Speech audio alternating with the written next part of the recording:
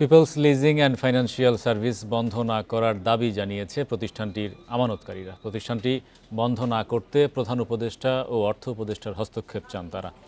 সোমবার জাতীয় প্রেস ক্লাবে আয়োজিত এক সংবাদ সম্মেলনে এমন দাবি জানান পিপলস লিজিংয়ের আমানতকারীদের সংগঠনের প্রধান সমন্বয়কারী আতিকুর রহমান আতিক।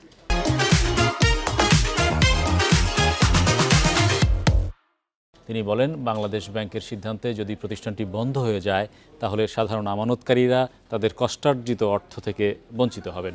প্রকৃত লুটেরারা পার পেয়ে যাবে। তারা জানান, হাইকোর্টের তত্ত্বাবধানে 2021 সাল থেকে প্রতিষ্ঠানটি সফলভাবে পরিচালিত হচ্ছে।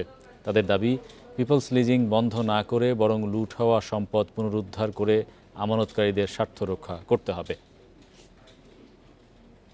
কোম্পানির পূর্ববর্তী 4 জন পরিচালকের কাছে পাওনা 1400 কোটি টাকা কোম্পানিকে 6 মাসের মধ্যে ফেরত দেওয়ার জন্য একটি রায় প্রদান করেছে।